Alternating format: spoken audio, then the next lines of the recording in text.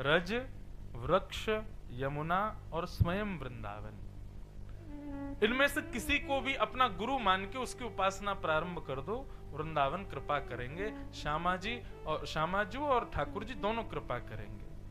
या तो यमुना को ही गुरु मान के उनकी सेवा में लग जाओ, रज की सेवा में लग जाओ, वृक्षों की सेवा में लग जाओ, या संपूर्ण वृंदावन की सेवा करो।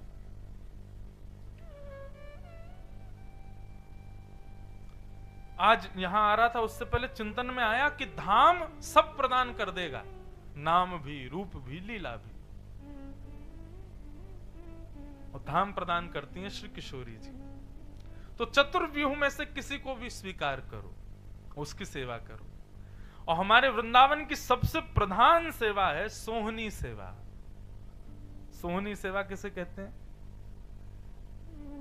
झाड़ू लगाओ वृंदावन में।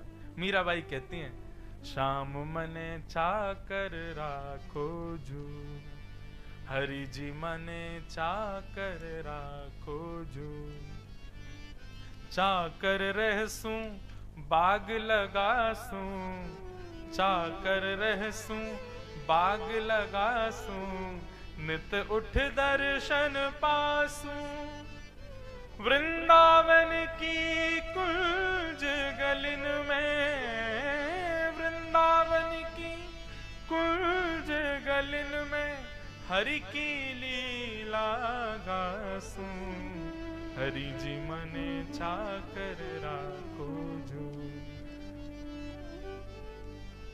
श्याम मने चाकर राखो जू। वृंदावन लोग चाकर बन के थोड़े ही आते हैं, सेठ बन के आते हैं, साहूकार बन के आते हैं। इसीलिए तो वृंदावन स्वीकार नहीं करता। वृंदावन तो चाकर बन के आओ। वहां के तो राजा दो ही हैं, श्यामाजू और हमारे श्याम सुंदर, बस। बाकी सब तो चाकर हैं वृंदावन के। तो वृंदावन में एक महाराज जी रहते थे, बड़े भगवतनिष्ठ महात्मा। उनकी एक ही सेवा, वो पूरे दिन ब्रज में रज में सोहनी करते थे। अच्छा, सोहनी का भाव किस भाव से होता है? हमारे वृंदावन में नित्य श्यामा श्याम विचरण करते हैं, नित्य। आज भी श्रीधाम वृंदावन में किशोरी जी और ठाकुर जी विचरण करते हैं। तो इस भाव से सोहनी की जाती है कि श्याम सुंदर आ रहे होंगे, किशोरी जी आ रही होंगी, कहीं उनको कोई श्रम ना हो जाए, कहीं उनके चरणों में कोई कीट पत्थर कंकड़ ना लग जाए, किसी भी प्रकार का कोई कष्ट उनके चरणार बिंदों को ना हो जाए। इस भाव को हृदय में धारण करके सोहनी की जाती है। और दूसरा भाव ऐसा संतजन बताते हैं, जो वृंदावन में सोहनी सेवा को स्वीकार करते हैं, नित्य वृंदावन में सोहनी करते हैं, ऐसे लोगों को ठाकुर जी और किशोरी जी के श्री चरण कमलों का साक्षात्कार होता ही होता है।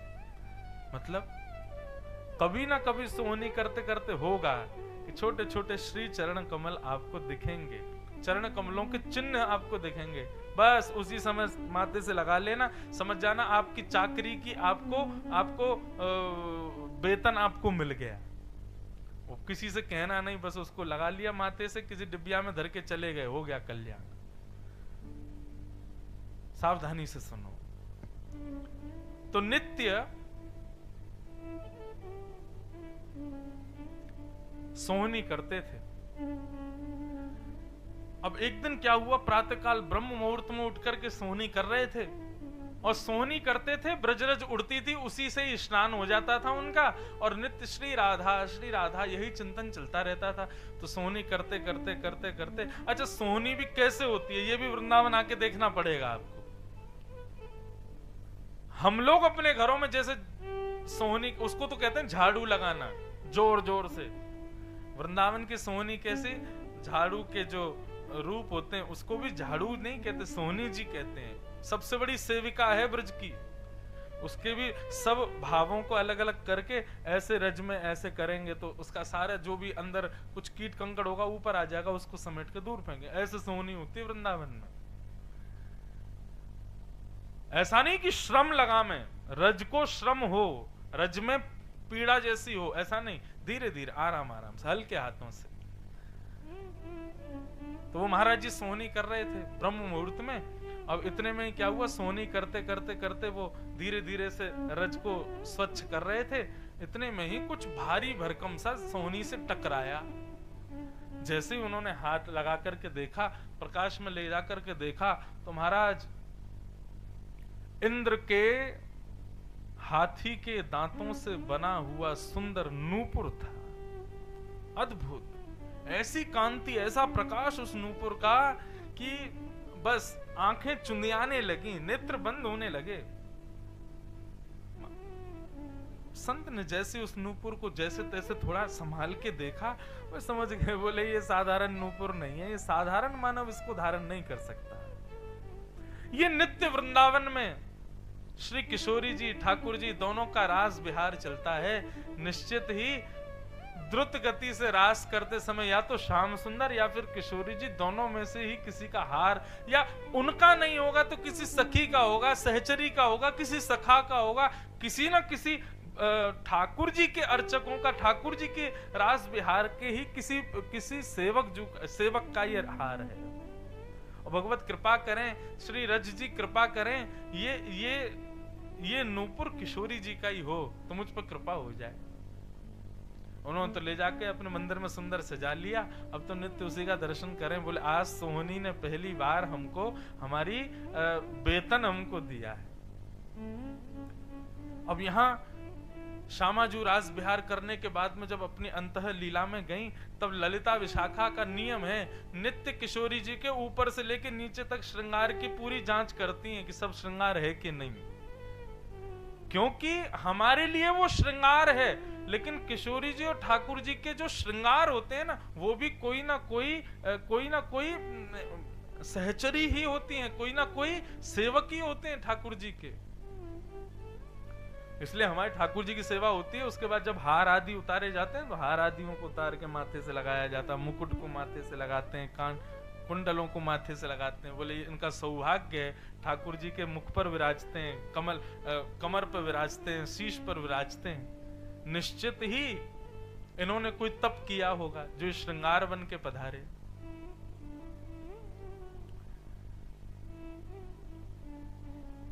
ललिता विशाखा दोनों ने जैसे ही पूरे किशोरी जी के श्रृंगार का पूरा जांच की तो देखा कि नूपुर तो नहीं है। किशोरी जी आपको नूपुर कहाँ गए हो? बोले कि अरे कल रात में रास विहार कर रहे, श्याम सुंदर ने ऐसे झटकाते खींचो मेरो हाथ, सोई मेरो नूपुर उतर गए हो, मुझे तो लगे वही रज में ही रह गए होगो। अब तो ललिता विशाखा दोनों रूप बदल करके गई, वहां जाकर के ढूंढा तो नूपुर नहीं मिला। तभी वहां देखा सोहनी कर रहा है एक बाबा, तो ललिता जी गई और जाकर के बोली बाबा, अरे बाबा सुन। बाबा ने की कहो बहन, कहा कह रही हो? बोले कि अरे कल को मेरी बहू यहाँ से जा रही, ऐसी भोरी बहू है, ने को विचार ना करे तो यहीं से निकल के गई तो वाको एक नूपुर उतर करके यहाँ गिर गए हो, आपने देखो? बाबा बोले आपकी बहू को नूपुर गिर गो? बोले हाँ। आपने देखो बाबा? बोले हाँ मेरे पास ही रखो है। अरे तो बाबा फिर वाकू दे दो, कैसा नूपुर है? बोले ऐसा ऐसा नूपुर है। ललिता बोली हाँ हाँ बिल्कुल यही है, मेरी बहू को नूपुर है। अरे बेचारी के काज बनवा के लाई, लाओ मुंह को प्रदान कर दो। बाबा बोले मैं कैसे मान लूं कि तुम्हारी बहू को है? कहीं मैंने तुमको दे दिया और फिर कोई आया वाने कहीं मेरी बहू को, तो मैं तो दुविधा फंस जाऊंगा। और भैया देखवे से पता चले कि वो बहुमूल्य है। वैष्णव जो होते हैं ना, वो भगवत दर्शन, भगवत प्राप्ति के लिए, संसार के लिए तो वो मूर्ख बन के रहते हैं, संसार के लिए तो वो ऐसे बन के रहते हैं जैसे इनको कुछ पता ही नहीं, लेकिन भगवत दर्शन, भगवत उपासना के लिए वो चतुर शिरोमणि बन जाते हैं, चतुरों के भी अग्रगण्य। बाबा बोले कि है तो मेरे पास ही, लेकिन तुमको ना दूंगा। बोले क्यों? अरे तुमको दे दियो और फिर कोई और आया हो, वाने आके कही कि भैया मेरी बहू को नूपुर हो, तो मैं तो दुविधा में पड़ जाऊंगा। ललिता बोली बाबा तो फिर कैसे दोगे? बोले एक नूपुर मेरे पास है, एक नूपुर तुम्हारी बहू के पास होगा। बोले हाँ। तो आओ आकर के यहाँ पे मेल कराए दो, दोनों नूपुर में देख लूंगा कि हाँ एक से सो दे दूंगा।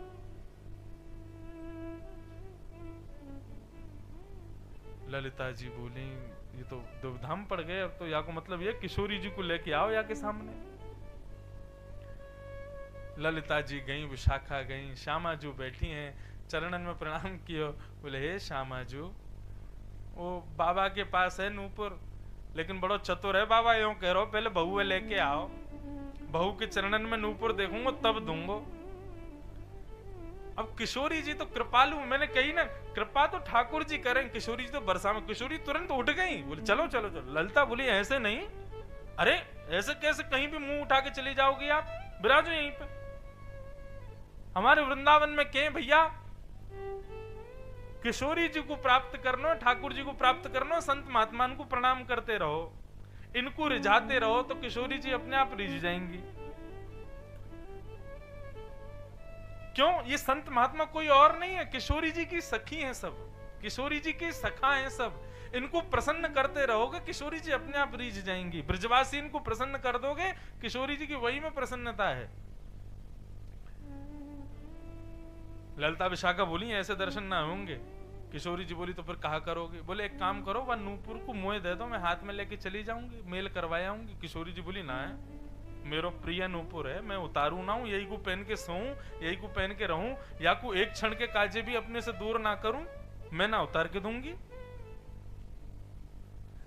ललिता विशाखा बोली बड़ी विडंबना है, बाबा जब तक बहू से नहीं मिलेगा तब तक वापस नहीं करेगा, और यहाँ हमारी किशोरी जी ने भी हट ठान ली, जब तक ये जाएंगी नहीं तब तक काम बनेगा नहीं, देंगी हमको है नहीं। तो अंत तो गत्वा यही हुआ, ललिता विशाखा ने सारे आभूषण उतारे, बस नूपुर रहने दिए, घूंघट कर दिया कमर कमर तक, और कहा आप रूप मत दिखा देना अपना, दूर खड़ी रहना, दूर से ही थोड़ा सा ऊपर करके अपना पैर दिखा देना, नूपुर दिख जाएगा, तुरंत हम लेके आ जाएंगे, बिल्कुल पास जाने की जरूरत नहीं है उसके। किशोरी जी बोली हाँ ठीक। ललिता विशाखा दोनों आगे चल रही हैं और पीछे अति सुकुमारी किशोरी जी जा रही हैं। बाबा सोहनी कर रहे हैं, अरे बाबा देख हमारी बहू आ गई है, अब तो दे दे। जैसे ही बाबा ने पीछे मुड़ करके देखा, घूंघट कर करके श्री किशोरी जी खड़ी हैं, उनके आते ही वहां का आभा मंडल बदल गया, मानो वहां की रज रजना रह गई हो, मणि में परिवर्तित हो गई हो, वहां पर बहने वाली व्यार भी अति सुगंधित हो गई, अति शीतल हो गई, आसपास का वातावरण कृष्णमय हो गया। ऐसा सुखद अनुभव होने लगा कि वो प्रत्यक्ष समझ गए कि ये कोई साधारण नहीं है, साक्षात किशोरी जी। बाबा चल दे दे, बोले दूंगो, पहले नूपुर दिखाओ दूसरों वालों। ललिता विशाखा बोली बहू दिखा दे नूपुर अपनो। किशोरी जी ने थोड़ा सा वस्त्र ऊपर किया, अपने चरण आगे किए, बाबा बोले बड़ो बूढ़ो आदमी मुंह को दिखाई ना देने, पास बुलाओ। ललिता विशाखा बोली बजमारे तेरे सिर पे हड्डियां फोड़ दूंगी, हमारी बहू है वो, समीप बुला रहा है। बोले तो फिर खड़ी रहो वहीं पे, जब तक मुंह को दिखेगा नहीं मैं दूसरों नूपुर दूंगा नहीं। किशोरी जी धीरे धीरे अपने आप ही खिसक रही हैं। ललिता जी आंख दिखा दें, बोले पीछे खड़ी रहो। किशोरी जी बोले नूपुर ना मिलेगा फिर। अब धीरे धीरे ललिता विशाखा हाथ पकड़ के लेके जा रही हैं, कहीं बाबा पकड़ लियो तो बड़ा काम बिगड़ जाएगा। धीरे धीरे समीप लेकर के गए, ज्यों ज्यों किशोरी जी धीरे धीरे समीप आ रही हैं, बाबा के अविरल अश्रुधार बह रही है। बाबा दिख गए, बोले अरे कमजोर हैं बिल्कुल आंख मेरी, नेक और समीप लाओ, नेक और समीप लाओ। अरे अभी तो दिख ही ना रहो, अरे ये हमें से तो ऐसा प्रकाश प्रकट है रहो कि मैं तो और ज्यादा नेत्रहीन से है तो जा रहा हूं। अंत तो गत्वा जब नेके ही दूरी रह गई, तब किशोरी जी से रहा नहीं गया, हाथ छुड़ाए ललिता विशाखा दोनों उनसे, घूंघट ऊपर की और खड़ी है गई बाबा के सामने। जैसे ही रूप निरखो है श्यामा जी को, मूर्छित हो गए, और जब मूर्छा टूटी किशोरी जी की गोद में पड़े हैं बाबा। ऐसी कृपा ऐसी करुणा श्यामा जी ने बरसाई है, अपने हाथन से बाबा ने किशोरी जी के चरणन में वो नूपुर धरायो। बोलो वृषभानु दुलारी की जय। और फिर कहा बस किशोरी जी गई, और वो फिर जीवित रहने को तो अब कुछ चाहिए नहीं ना, हमारे वृंदावन में तो ये है बस कि एक बार ठाकुर जी दिख जाएं फिर चाहे मैं मर जाऊं, फिर एक बार किशोरी जी दिख जाएं फिर तो जीवन में और कुछ चाहिए ही ना। सूरदास जी भी तो यही भाव कहें कि हे नाथ आप दिख गए, अब इन नेत्रों से अब किसी को नहीं देखना। जिन नैनन में पी बसे दूजा ना ही समा। ऐसी कृपालु करुणामयी हैं हमारी श्यामा जी।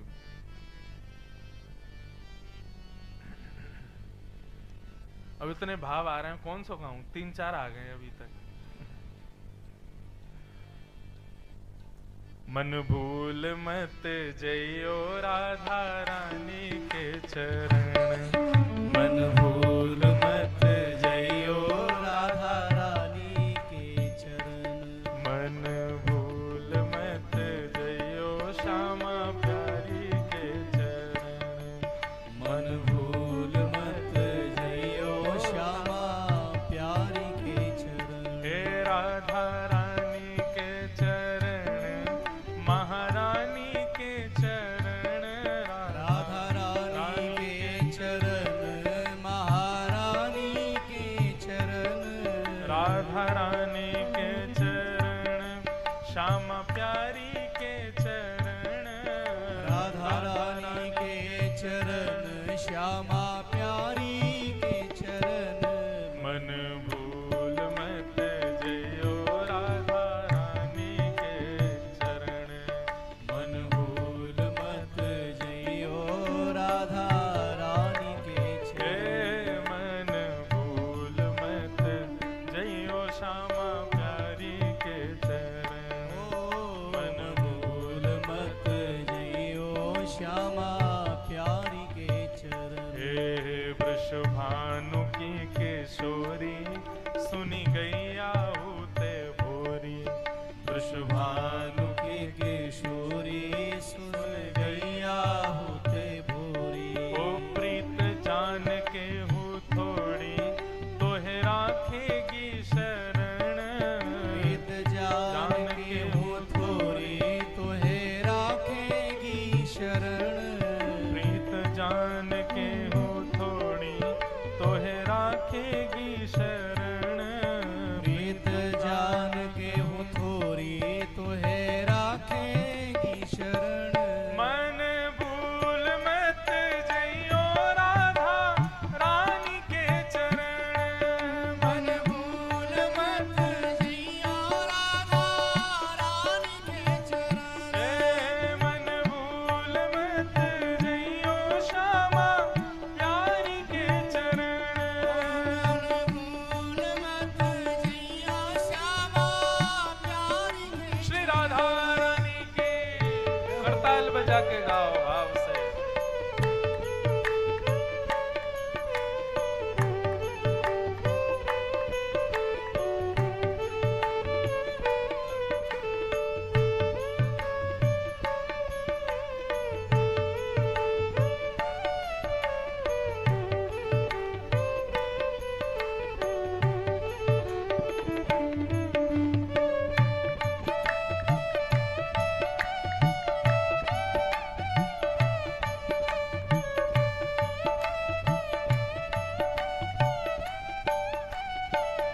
ओ जाको श्याम उर हेर, राधे राधे राधे टेर, जाको श्याम उर हेर, राधे राधे राधे टेर, जाको श्याम उर हेर, राधे राधे राधे टेर, जाको श्याम उर हेर, राधे राधे राधे टेर। ओ बांसुरी में बेर बेर करे नाम से रमण, बांसुरी में बेर बेर करे नाम से रमण। हमारे वृंदावन में एक कहावत है कि जब श्याम सुंदर ने प्रथम बार किशोरी जी को देखा, कैसे देखा?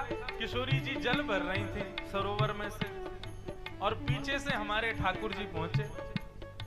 ठाकुर जी को स्वभाव है जैसी कोई गोपी को देखे तो ऐसी टेर बजावे वंशी में कि गोपी पलट के जरूर देखे।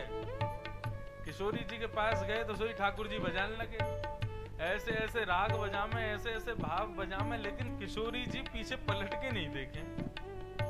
ठाकुर जी बोले ये तो पहली बार हो रहा है कि कोई गोपी हमारे बंसी के स्वर को सुन के पीछे नहीं देख रही है। ठाकुर जी उमड़ घुमड़ करके बजा रहे हैं महाराज। बहुत देर है गई बजाते बजाते, तो किशोरी जी बोली बेचारे थक गए होंगे, अब देख लूं मैं। जैसे ही किशोरी जी ने पीछे मुड़ करके देखा, आहा, जब देखी वृषभानु जाहिए विच उठी हूक, वंशी रह गई हाथ में फिर न लागी फूंक। यूं ही रह गए, फिर बजे ही ना रही है। ऐसा सौंदर्य, ऐसी रूप की कांति, महाराज भूल गए कहा बजानो है। किशोरी जी बोली यही मारे ना आ रही हम आपके सामने। ये जितनी वंशी बजाओ, जितना भाव आप प्रकट करो ना, ये सब तब तक है जब तक हम आपसे विमुख है के बैठी हैं।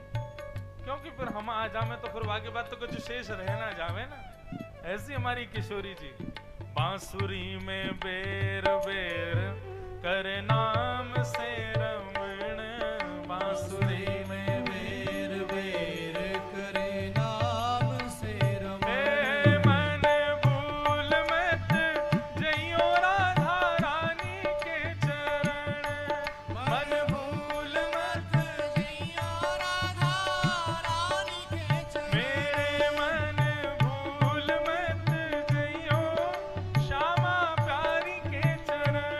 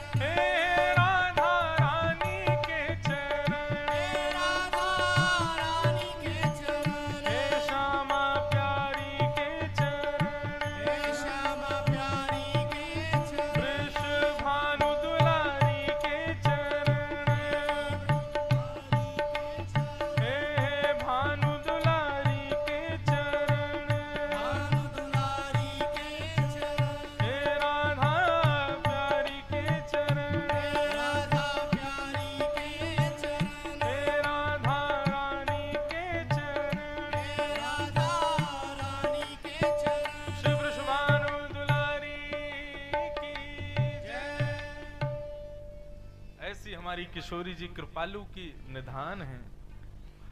गोस्वामी तुलसीदास जी महाराज एक भाव कहते हैं, वृंदावन अरु वैकुंठ को तोल्यो तुलसीदास। श्री वृंदावन आकर के गोस्वामी तुलसीदास जी ने वृंदावन को एक पड़ले में रखा, वैकुंठ को दूसरे पड़ले में रखा, और जैसे ही तोला तो क्या हुआ?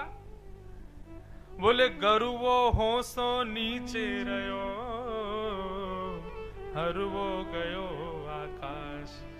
बोले तराजू में तोलते हैं तो क्या होता है? भारी जो होता है वो नीचे रह जाता है, हल्का जो ऊपर चला जाता है। बोले वैकुंठ चला गया ऊपर, वृंदावन रह गया नीचे।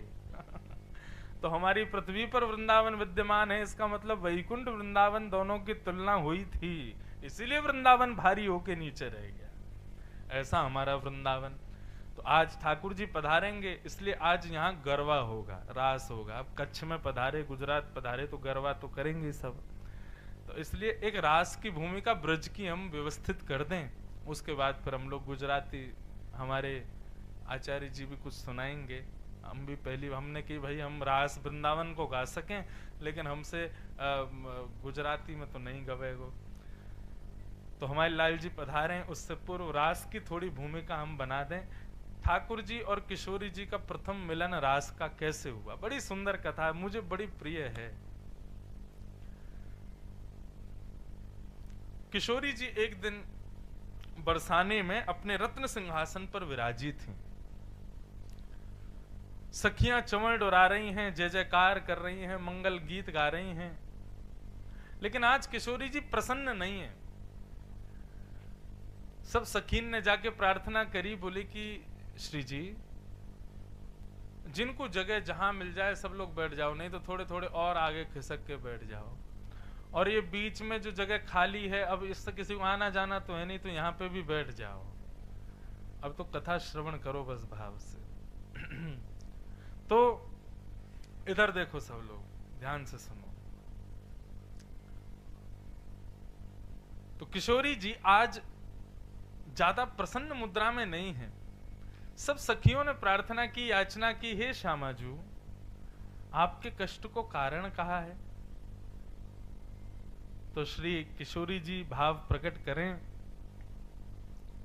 कि भैया सब कुछ बढ़िया है, लेकिन श्याम सुंदर नृत्य बहुत सुंदर करें, और उनको नृत्य देख करके मेरे मन में भाव आवे कि मैं उनसे नृत्य सीखवे जाऊं उनके पास। अच्छा, व्रज की परंपरा में, प्रणालियों में जब आप रसिकाचार्यों को सुनेंगे तो वहां पर यह भाव प्रस्तुत होगा कि गायन में हमारी किशोरी जी आगे हैं। और इसका भाव प्रकट होता है श्री गोविंद स्वामी जी के प्रसंग में। श्री गोविंद दास एक बार कोई राग गा रहे थे, और उस राग को गुसाई विठलनाथ जी बैठ करके सुन रहे थे, वल्लभाचार्य जी के सुपुत्र।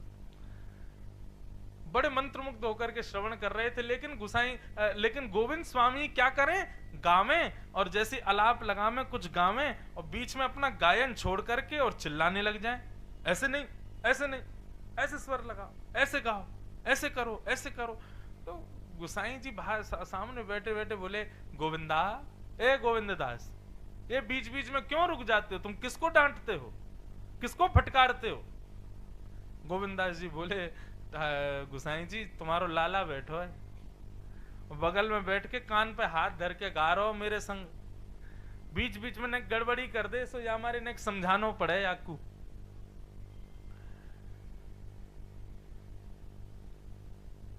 गुसाई जी ने जैसे ही सुना कि लाल जी बैठे हैं, दिख तो रहे नहीं थे, तो गुसाई जी के नेत्र सजल हो गए और गोविंद दास से बोले, देखो मैं ये नहीं चाहता कि तुम ठाकुर जी से कहो कि वो कुछ गाएं, वो कुछ सुनाएं, तुम ही बताओ ठाकुर जी गाते कैसा है, ठाकुर जी का स्वर कैसा है।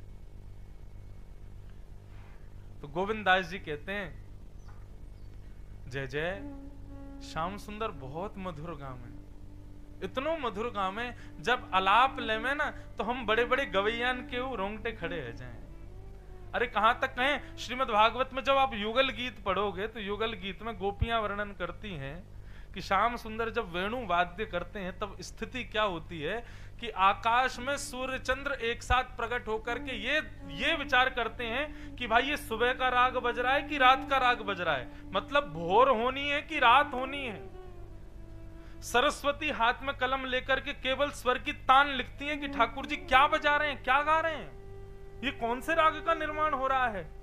ब्रह्मा जी चारों सिरों को पकड़ करके बैठ जाते हैं। बोले क्यों? बोले ऐसा संगीत कभी सुना ही नहीं, कभी विचार में ही नहीं आया। इंद्र बोले ज्यों ज्यों उठते हैं स्वर सुन के मूर्छित हो जाते हैं, फिर उठते हैं, फिर स्वर सुन के मूर्छित हो जाते हैं। ये इंद्र की स्थिति है। कब? जब श्याम सुंदर गाते हैं, वंशी बजाते हैं। गोविंद दास कह रहे हैं वर्णन का विषय नहीं है कि श्याम सुंदर कैसा गाते हैं, लेकिन गुसाई जी बोले लेकिन मतलब, बोले लेकिन ये कि श्याम सुंदर जैसा गाते हैं ना उससे 100 गुना मधुर हमारी किशोरी जी गाती है, हमारी श्यामा जी गाती है। बोले जब किशोरी जी तान छेड़ती है ना तो बोले कोटि कोटि ब्रह्मांड के पर ब्रह्म भी मूर्छित होते हैं किशोरी जी के भाव।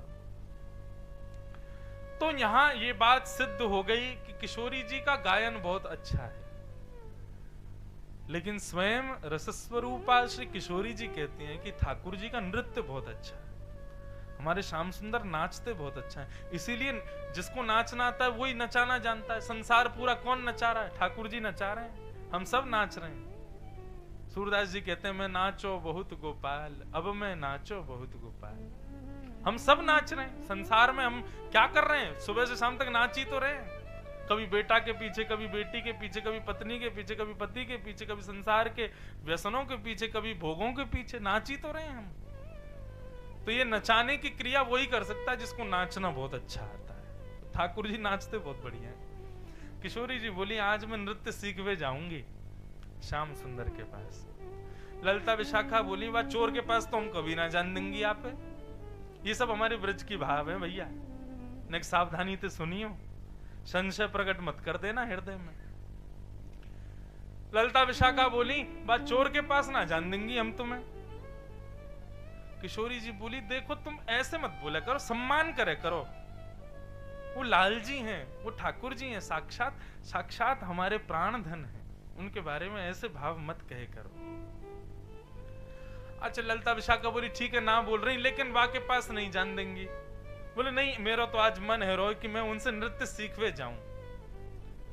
तो ललिता विशाखा बोली, ठीक है। बाहर रथ की व्यवस्था करवा दी, पूरे मार्ग पर पुष्प बिछवा दिए, चमर डोरावे वाली 2 सखी खड़ी है गई, गुलाब उड़ावे वाले 2 सखी खड़ी है गई, चलो श्री जी लेके चलें आपको नृत्य सिखावे। किशोरी जी इतनी व्यवस्था देख करके बोली, नृत्य सीखवे जानो है, शिष्य बन के जानो है, राजा बन के ना जानो। ये हटाओ रथ आदि सब, हम पैदल जाएंगे। रथ हटा दिए, सब हटा दिए। बोले, चलो पैदल चलो। बोले, इतने सखीन के संग नहीं जाऊंगी मैं, कच्चू सखी कम कर दें, ललिता विशाखा आदि कुछ अष्ट सखी रह गई। बोले, नहीं, तुम भी नहीं जाओगी, मैं अकेली जाऊंगी।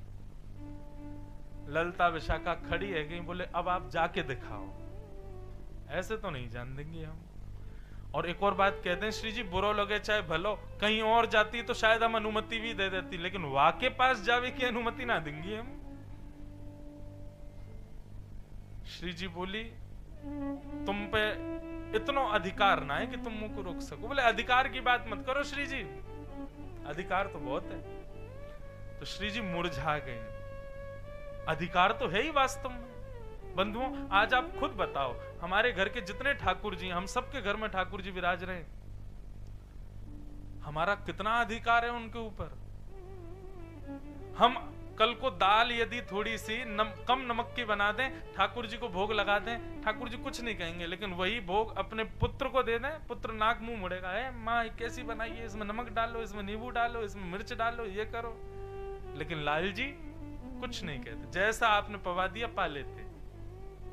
आप जैसा खिला दो, जैसा पहना दो, जैसा उड़ा दो, जैसा लगा दो, जो करो, कहीं उठा के डलिया में ले जाओ, कहीं गाड़ी में बैठा जाओ। और कई घरों में तो बेचारे 4 दिन के लिए घर ही बंद करके चले जाते हैं, चना चनोरी धर जाते हैं ठाकुर जी के आगे। ठाकुर जी चना चनोरी खाते हैं, ऊपर से रखवाली और करते घर की।